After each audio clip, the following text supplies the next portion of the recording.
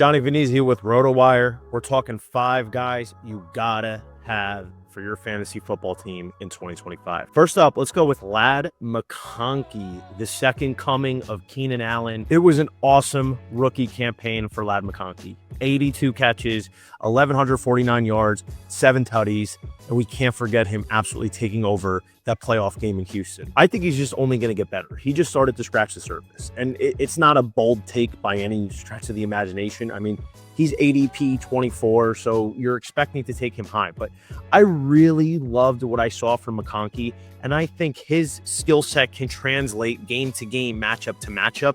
And I love what I saw from Justin Herbert last year. In the past, it was always a lot of volume numbers, a lot of pass attempts.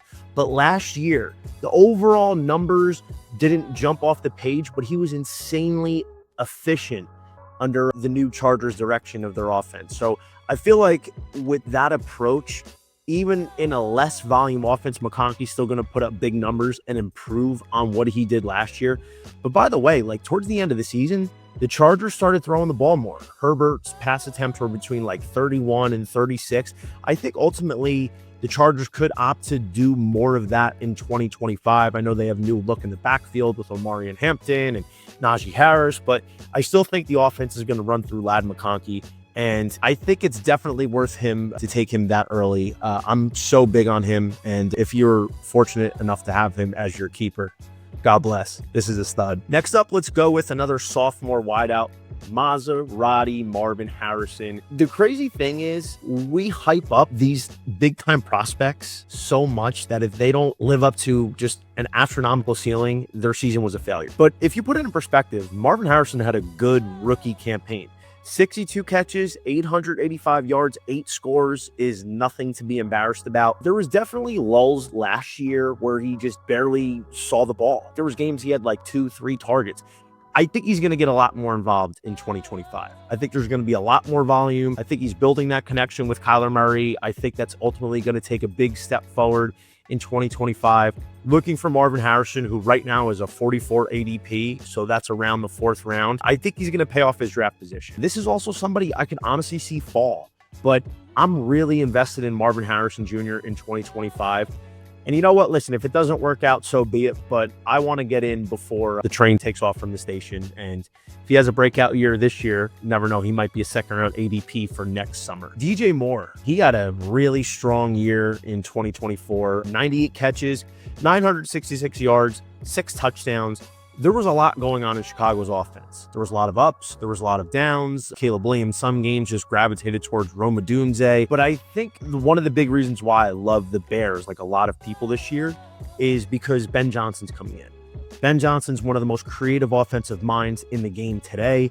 You saw what he was doing with Amon-Ra last year, and even the last couple of years. Jameson Williams, the step he took, Sam Laporta's involvement, the way he was creative with the running backs. But DJ Moore, man, he can win those one-on-one battles. He's a competitor. He's a gamer. I'm expecting all of these Bears to take a big step forward in 2025. And I think with Ben Johnson showing up, it's going to help improve Caleb Williams from a consistency standpoint. And I think that's going to translate for DJ Moore. So with the 53.5 ADP, which is pushing the 5th round, definitely somebody I feel good about as my wide receiver 2 in 2025. If you enjoy these videos, make sure you hit that like and subscribe button. And right now, RotoWire is going to give you 15% off of any product on rotowire.com. This includes our fantasy football rankings, our draft kit, and of course, access to our experts for those tough start-sit decisions. Use code YouTube15 at checkout. Switching positions, but we're keeping the same team. DeAndre Swift, he made my sleeper running back list a couple of weeks ago at 72.5 on an ADP. We're pushing around the 7th round for Swift, who was pretty solid last year. 253 carries, 959 yards, 6 scores. Like I said before with DJ Moore, the Bears offense was a little bit of a mess last year, but somebody like Ben Johnson, who's basically had every running back go off the charts as soon as he takes over as the signal caller, I expect DeAndre Swift to get most of that reward. I think ultimately he's going to see about 250 plus carries again, but I think he's going to be a lot more efficient than he was last year. And ultimately, I think he's going to do what the Lions running backs were doing under Ben Johnson, and that's be more involved in the pass game. I'm not saying DeAndre Swift is going to be like the next Christian McCaffrey, but I think this is somebody that's going to be able to supplement a lot of points in the pass game, as well as getting you some nice numbers on the ground. DeAndre Swift is definitely getting some major breakout RB2 vibes. So I like what I see from number 4 on the Chicago Bears. Last but not least, you heard his name several times from me. Let's go to the quarterback.